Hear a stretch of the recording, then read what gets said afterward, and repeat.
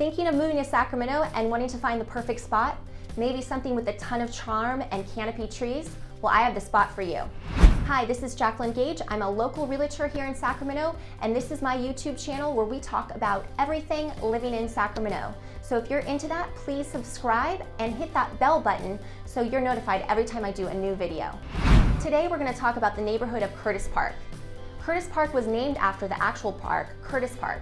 So really the park is an anchor for the whole community. You'll see people here running, jogging. It's an awesome spot to go get some exercise. So let's talk about the location of Curtis Park and the proximity from downtown. Very close. It's really centrally located. It's about 3 miles away from downtown, and in traffic that's probably going to take you about 12 minutes to get there. As far as the airport, it's about 16 miles, and that's going to be about 20 minutes. So it really is the perfect spot, and that's why it's so desirable.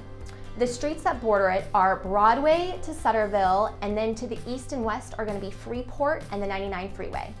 So describing Curtis Park, I would say charming is the overall word and feel of it. Many of the homes were built in the 20s and 40s, so they're much older, but it's a well-established neighborhood.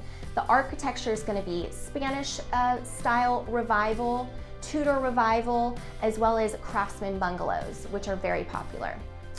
And even though it's a well-established neighborhood, there are some new builds, one called Crocker Village. So if you like the area, want to be close to downtown, that could be a spot for you. So now I'm sure you're wondering, how much is a home going to cost you in Curtis Park?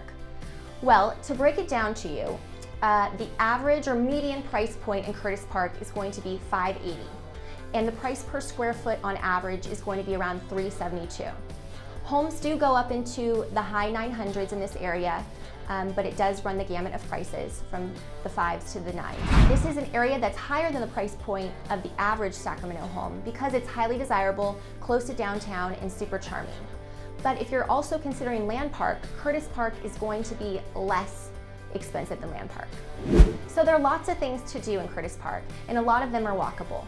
One of my favorite things is Gunthers Ice Cream. It's actually a historic landmark, and it's been there since 1940. It's an old ice cream parlor that makes their own ice cream, and it definitely has a line in the summer, so be prepared.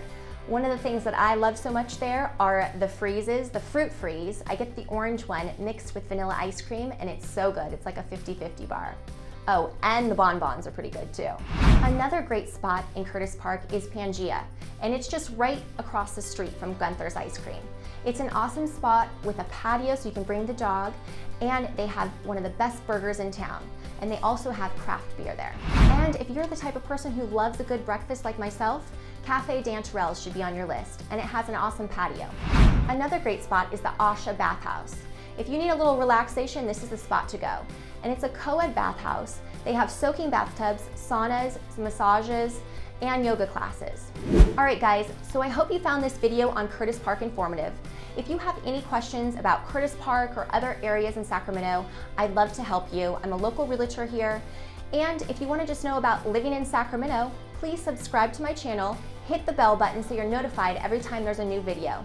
This is Jacqueline Gage, and stay tuned for another episode of Sac Engaged.